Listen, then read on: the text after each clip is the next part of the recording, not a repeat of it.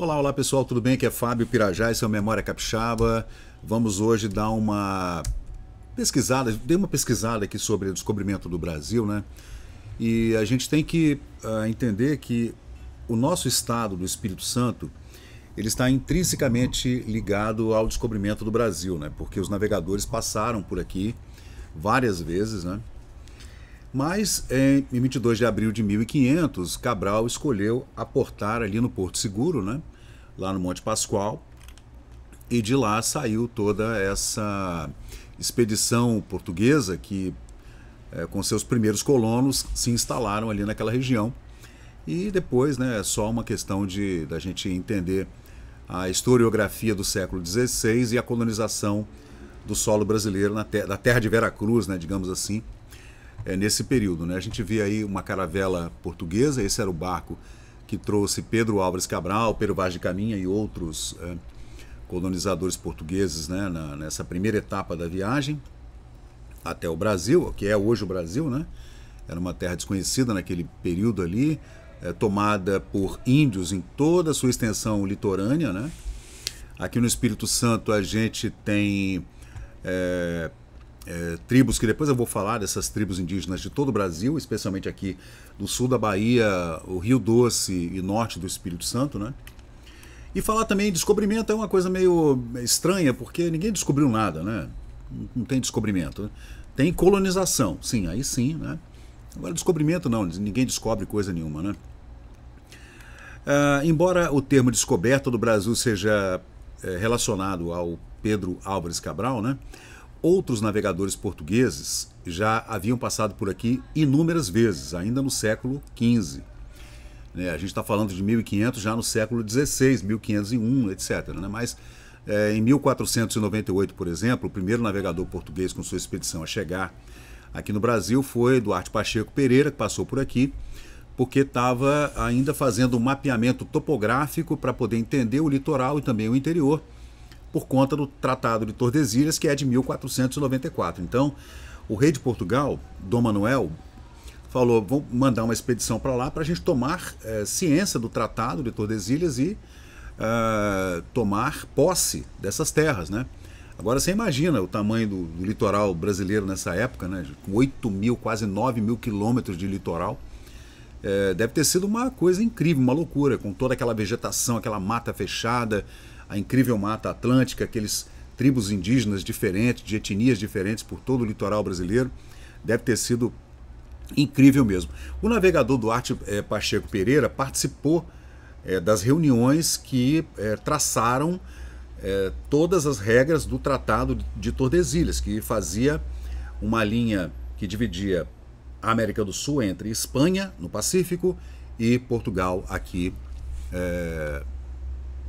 no Atlântico, né? Também esteve aqui, gente, um espanhol chamado Vicente Yáñez Pizón, ou Vicente Yáñez Pidón, que chegou até o Cabo de Santo Agostinho, lá no Pernambuco, em 26 de janeiro de 1500. Então, durante esse meados do século XV até 1500, vários navegadores já haviam tentado aportar, mas devido às dificuldades, que eram inúmeras, né? Animais selvagens, os índios que brigavam entre si, e também era perigoso, né? Os navegadores teriam que ter muitos cuidados na hora de aportar, porque dentro de uma expedição dessa, dentro de uma caravela tinha 40, 80 pessoas, e numa expedição poderiam vir 200, 300 pessoas em 3, 4 caravelas, com suprimentos para 100 dias, 6 meses talvez, 180 dias. E você tinha que levar armamento também, porque você não sabia como você seria recebido pelos índios, como Pedro Álvares Cabral foi amistosamente recebido pelos índios no sul da Bahia. Mas era perigoso, além das doenças, né? O impaludismo e outras doenças, né? Malária, doença de Chagas, etc. Os animais selvagens, né? Peçonhentos, cobras e aranhas, e escorpiões, etc., né? Então era para quem era um fidalgo, digamos assim, português, né, existia essa dificuldade. É claro que os tripulantes dessas caravelas, dessas naus antigas que vieram do Velho Mundo aqui para o Novo Mundo, para a terra de Veracruz, não eram nobres portugueses, não, nem espanhóis, nem florentinos, né? A tripulação era feita de degredados mesmo, gente que estava ali pelo porto, eu vou pagar, ou vou prometer que pagarei depois com despojos e ouro, prata, que se possa recolher dessas novas terras para que ele vá comigo na minha tripulação. Devia ser um trabalho incrível isso aí, né? Dificílimo de fazer essa logística, até de suprimentos, né? De água, inclusive, né? Mas aí depois desses dois navegadores, gente, o Duarte Pacheco Pereira, em 1498, e o Vicente Pinzon, em 1500, em janeiro de 1500, né? Ainda teve a viagem de Vasco da Gama, tentava descobrir uma nova rota marítima para as Índias, né? Ele ia contornar o Mediterrâneo, que estava nessa ocasião a Península Ibérica dominada pelos mouros, né? Pelos árabes, que dominaram a Península Ibérica, Portugal, Espanha, Andorra, tudo por 800 anos, né? E também nações italianas. O Dom Manuel, rei de Portugal, rapidamente mandou então preparar uma nova frota para as Índias por conta desse contorno que se faria pelo Estreito de Gibraltar, descendo pela África, né, para chegar até as Índias. Então ele pegou o Vasco da Gama, contratou o Vasco da Gama para uma pequena expedição, e esta nova seria muito maior, uma segunda expedição que envolveria 13 embarcações, 13 naus, 13 entre naus, caravelas e pequenos barcos de suprimento, com 1000 homens, né? Então você vê o cálculo mais ou menos, né, de 1000 homens nessas 13 embarcações. Com exceção dos nomes de 2 dessas naus e de uma caravela, não se sabe os nomes dos navios desses navegadores. É difícil de encontrar o nome desses navios, né? A gente sabe que os navios comandados por Cabral, nós temos alguns nomes, mas não todos, né? Dessa primeira expedição para as Índias, da qual participou Pedro Álvares Cabral, a gente conhece alguns nomes, né? Deixa eu ver. Os suprimentos que vinham nessas embarcações, essa naveta que chama, uma naveta de mantimento, tinha mantimentos para 18 meses, porque eles iam contornar a África inteira, o continente africano, para chegar até as Índias, né, para trazer aqueles suprimentos todos que eram canela, cravo, que vinham da Índia, né.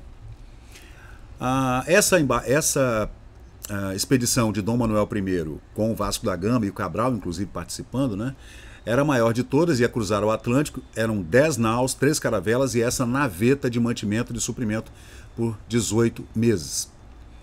Embora a nau Capitânia, o nome dela seja desconhecida, a nau Sota Capitânia, comandada pelo vice-comandante da Armada Sancho de Tovar, chamava-se El Rei. Era o nome dessa Sota Capitânia.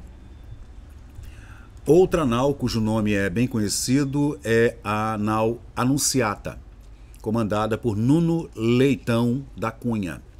Esta última pertencia a um homem chamado Dom Álvaro de Bragança, que era filho do Duque de Bragança, e que foi equipada com recursos daqueles homens que vinham lá da Itália, né, os grandes navegadores italianos lá dessa idade e média, né, Bartolomeu Marchionni e Girolamo Cernigi, Girolamo ou Jerônimo, né, banqueiros que eram de Florença, florentinos, né, que moravam em Lisboa nessa ocasião, porque Lisboa tinha uma saída direta para o Atlântico, então eles pegavam todo o seu investimento, né, e colocavam nessas expedições que iam buscar mantimentos nas terras novas ali na América Central, na América do Norte e também na América do Sul, né. Eles iam em busca também de essas especiarias na Índia, né, nas Índias. Ainda não havia o foco no descobrimento de novas terras ao sul do Atlântico. As cartas que eles trocaram com os sócios acionistas, né, dessas expedições é que preservaram alguns nomes dessas naus que eu falei para vocês até agora. Conservou-se ainda o nome da caravela comandada por Pero de Ataíde, chamada Caravela São Pedro. A outra caravela, comandada por outro nome importante, né, Bartolomeu Dias, teve seu nome perdido. A gente não sabe o nome dessa caravela do Bartolomeu Dias. A armada era completada por uma naveta de mantimentos, que era comandada por Gaspar de Lemos, né, outro navegador importante, e coube a esta naveta voltar na expedição de Pedro Álvares Cabral a Portugal para contar a Dom Manuel, através da carta de Pero Vaz de Caminha, que está aí na tela para vocês, o grande acontecimento do descobrimento da terra de Veracruz, o Brasil, né?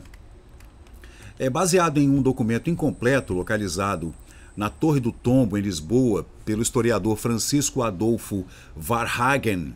Ele identificou o nome de 5 caravelas que compunham essa frota de Pedro Álvares Cabral, já na expedição para o Atlântico Sul. Seriam elas, segundo o historiador Francisco Adolfo Varhagen, que eu coloco aqui na tela para vocês. Esse é o pesquisador, né?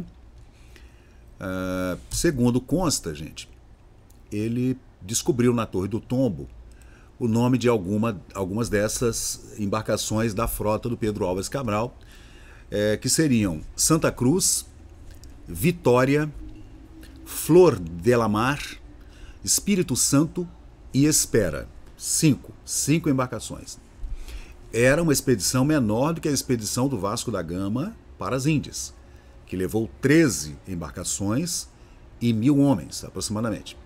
A fonte citada por Van Hagen nunca foi reencontrada. Ele citou que encontrou na Torre do Tombo, mas como os historiadores subsequentes não conseguiram encontrar novamente essa fonte da qual Van Hagen tirou esses nomes, essa fonte perdeu-se, então até hoje a gente não consegue listar de forma efetiva o nome das 5 embarcações de Pedro Álvares Cabral. A gente estuda no 2º grau Santa Maria, Pinta e Nina, né?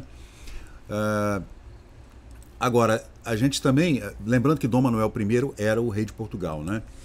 Agora, as naus de Cristóvão Colombo, o descobrimento da América foi em 1492.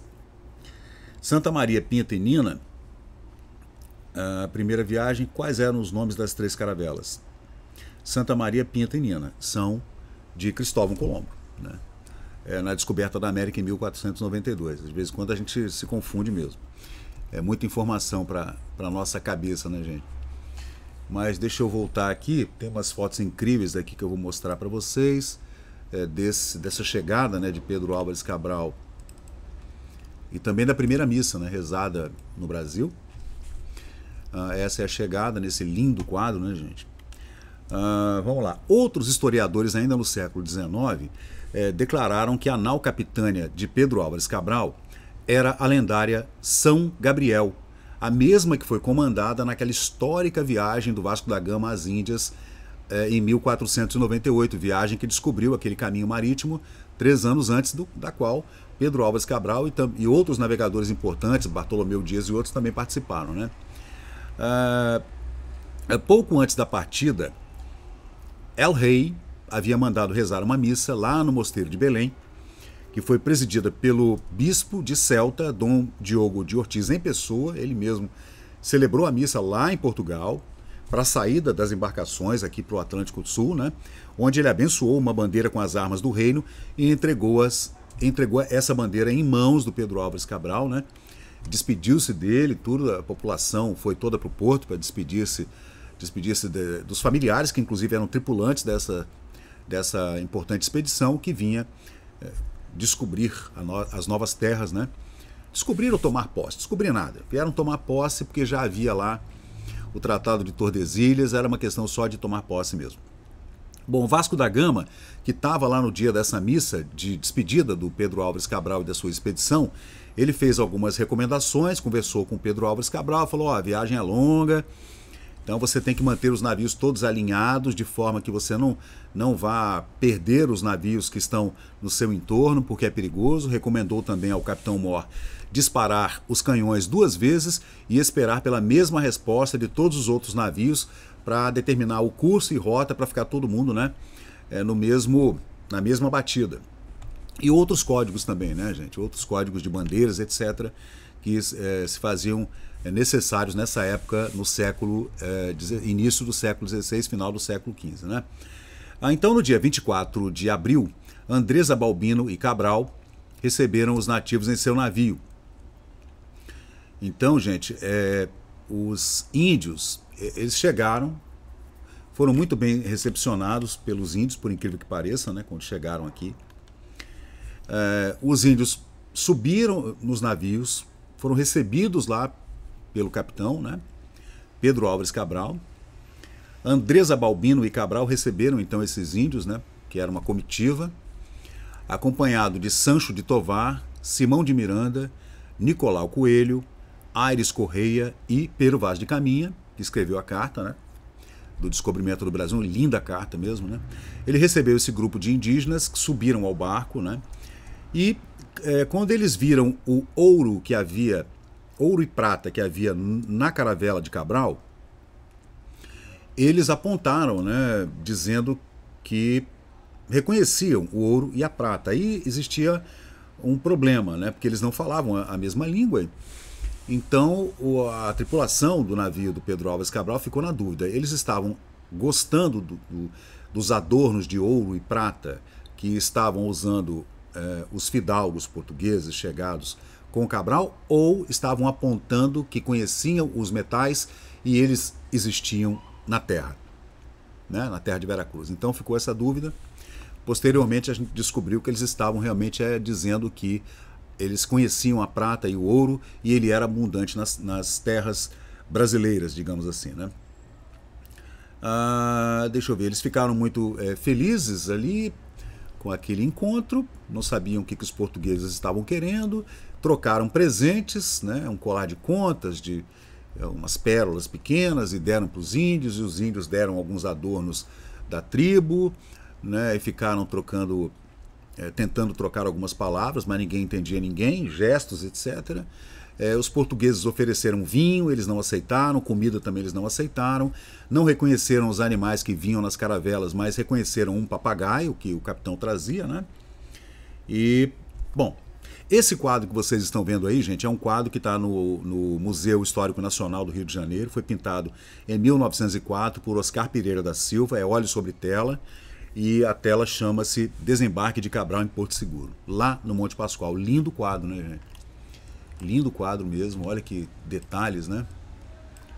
O quadro tem 120 anos, exatamente. Aqui desceu esse batel, que veio lá das caravelas, né? Aqui a gente vê várias, né? Mas não é isso tudo. Uma, duas... Não, são 5, perdão, são 5. 1, 2, 3, 4, 5. São as 5 naus de Pedro Álvares Cabral, gente. Então, segundo o historiador Francisco... Tá aqui, cadê ele, gente? Opa, aqui. Segundo o historiador Francisco Adolfo Van Hagen, que encontrou a denominação dessas 5 caravelas, mas não há uma comprovação definitiva sobre o nome delas, seriam Santa Cruz, Vitória, Flor de la Mar, Espírito Santo e Espera. Bom, aí os indígenas então começaram a tomar conhecimento de alguns rituais dos portugueses, que logo que desceram fizeram o primeiro contato, montaram um acampamento e tudo, e houve então a primeira missa, né? A gente vê aqui, deixa eu deletar aqui, a gente vê aqui alguns outros quadros posteriores de Oscar Pereira da Silva de 1904, mostrando a mesma chegada de Pedro Álvares Cabral, né? E esse encontro com os índios tupiniquins nessa região, Tupinambás, né? Aqui também tem uma outra chegada. E aqui a primeira missa, gente. A primeira missa, então, foi rezada por Frei Henrique de Coimbra, em 26 de abril de 1500, né? Na escola a gente... quando foi o descobrimento do Brasil, quando foi rezada a primeira missa e tal, né? Então, logo depois de realizar essa missa, a frota de Cabral rumou para as Índias e seu objetivo final, que era as Índias, né? Mas enviou um dos seus navios de volta para Portugal com Pero Vaz de Caminha e a carta, né, de Pero Vaz de Caminha contando ao rei o que eles haviam descoberto, né? Esses povos nativos, gente, segundo aqui a historiografia do descobrimento do Brasil, eles habitavam desde a Idade da Pedra, viviam como lá na Idade da Pedra, né? Alguns historiadores, antropólogos dizem que viviam como se fossem entre o Paleolítico e o Neolítico, como homens das cavernas, né? Eles faziam uma agricultura que era uma agricultura muito incipiente, muita coleta, muita caça, muita pesca, tanto de rio quanto de mar. E faziam, claro, a domesticação de alguns animais. Havia porco, galinha, capivara, especialmente porcos e capivara. Javalis, nunca houve javalis no Brasil, né? Hoje há, por causa de uma importação feita erroneamente, aí o tal do javaporco, né? Que é uma mistura de javali com porco, que acabou virando uma peste lá no Cerrado. Mas, contudo, tinham amplo conhecimento de produção de bebidas, bebeduras e ungüentos feitos com ervas. Então eles já tinham esse conhecimento muito vasto, né? Comiam, bebiam peixes e frutas e tubérculos, né? E raízes, e faziam também os seus chás e as suas bebeduras, que na época de Pedro Álvares Cabral e da expedição para Vera Cruz, eles contabilizaram 80 bebidas diferentes, gente. Incrível, né? Porque esses povos nativos já viviam aqui na terra do Brasil há milhares e milhares de anos, gente. Então, eles tinham um altíssimo conhecimento dessas terras, né? E eles também, segundo a história conta, eles usavam essas matérias-primas como raízes, cascas de árvores, etc., frutos e folhas e tudo, né? Tubérculos, como eu falei, para fazer essas bebeduras e essas bebidas, inclusive fermentadas, que, claro, eram bebidas alcoólicas, né? Os índios eram tupinambás, gente. A chegada ao Brasil pelos portugueses foi no litoral baiano, ali perto de Camamu, na Bahia, né? E haviam duas nações ali naquela região, duas nações, que eram da língua do grupo Tupi. Eram os tupinambás, ali entre Camamu e a foz do Rio São Francisco, e os tupiniquins de Camamu até lá embaixo, no Rio Doce, aqui no Espírito Santo, né? Mais para o interior, indo para o interior, a gente encontra os aimorés, que a gente chama de botocudo também, né? Que é uma outra raiz. No início dessa colonização, os tupiniquins apoiaram os portugueses, enquanto os tupinambás apoiaram os franceses durante as invasões francesas de corsários franceses no século XV e XVI. Tentaram estabelecer a França Antártica no Rio de Janeiro, né? Nesse período, perdão, 16 e 17, século XVI e século XVII. Então, os franceses tentaram várias vezes, né, como os holandeses também em Pernambuco. Os holandeses conseguiram permanecer no Pernambuco por quase um século, né, 60 anos, 80 anos mais ou menos. Estabeleceram-se lá e acabaram criando a capitania mais rentável, mais rica capitania do Brasil, a capitania do Pernambuco, né? Então a presença dos europeus, então, incendiou mais ainda os ódios entre essas tribos indígenas, ódio relatado pelo viajante Hans Staden, que eu vou mostrar para vocês aqui, que era um mercenário alemão, né? Uma espécie de mecenas e uma espécie de pirata, digamos assim, um explorador também, independente, individual. Ele veio ao Brasil 2 vezes e em uma dessas vezes ele foi sequestrado por uma tribo indígena, quase que ele é comido, e segundo o segundo esse navegador, ele foi sequestrado, ele estava atrás de um índio que ele havia transformado em ajudante, uma espécie de escravo, digamos assim, né, gente? Ele meio que comprou aquele índio, e o índio era ajudante dele, o índio se embrenhou na mata, ele se embrenhou atrás do índio e acabou sendo sequestrado, mas depois foi solto, né? E acabou que conseguiu fazer esse relato lá no Pernambuco. Aí a gente vê esse mapa incrível aí falando dessa luta que havia entre tupinambás e tupiniquins nessa região do Pernambuco. Lembrando que Olinda é uma das cidades mais antigas do Brasil, porque lá houve uma colonização bastante intensa. Esses índios tupinambás eram dados à antropofagia, né? Esse retrato aqui que a gente vê do século XVII, ele mostra aí um banquete de tupinambás comendo inimigos, fazendo uma espécie de churrasco de carne humana, né? E tem gente também que diz que tudo isso é lenda, porque os portugueses desejavam transformar os índios em selvagens, né, nessa nova nomenclatura, para desumanizá-los e por isso justificar uma colonização, uma escravização e uma catequização também, não sei se cabe a gente analisar dessa forma. Mas de qualquer jeito, esse navegador, nesse registro aqui, que é de 1664, chama-se Hans Staden. Ele era um homem alemão que veio para o Brasil, foi sequestrado pelos índios, mas depois conseguiu livrar-se do cativeiro e contar a história de antropofagia, né, que a gente sempre ouve falar com alguma ressalva. A gente tenta